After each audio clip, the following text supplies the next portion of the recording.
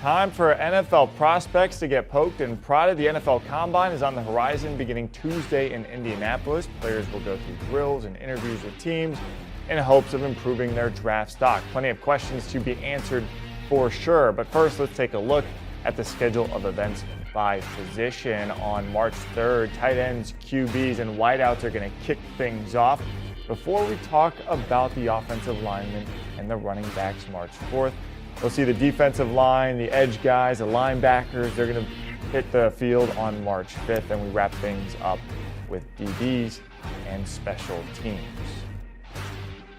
And our draft guru, Ryan Wilson, who may or may not be packed by now, is certainly heading to Indy with plenty of questions that he wants answered. Let's find out what they are. And let's start with a quarterback you have going in the first round, and that is Malik Willis. How much will his speed play a factor into his draft stock this week?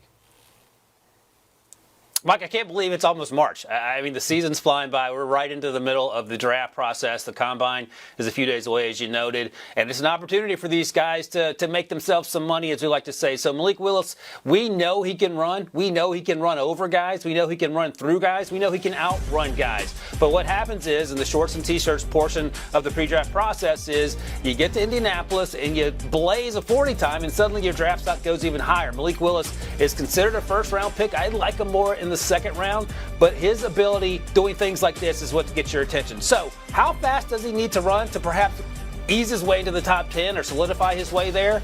Well, consider this. RG3 ran a 4.41 in 2012. Marcus Mariota ran a 4.52 in 2015, and Justin Fields ran a 4.44 last year. All those things got our attention.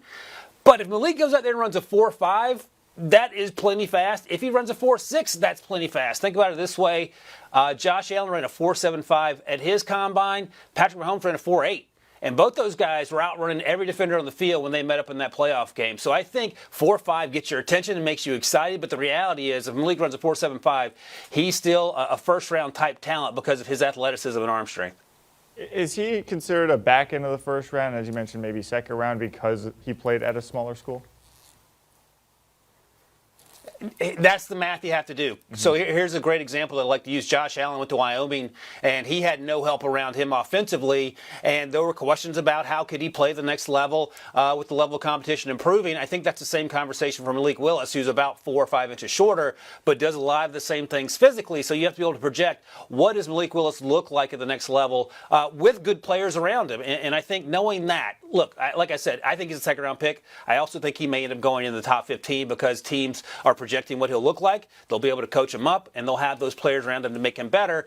And I say it all the time. If you're getting, say, if there's a 25% chance you're getting Josh Allen, you're taking him in the top 15. You don't want to miss on that because you are a little afraid of overdrafting a quarterback. Wow, quite the spectrum there for Malik Willis. Do you want a sports network that delivers everything that matters about the game? The highlights, the picks, the instant analysis, no yelling, no fake debates, no politics. Hit the subscribe button and never miss a moment.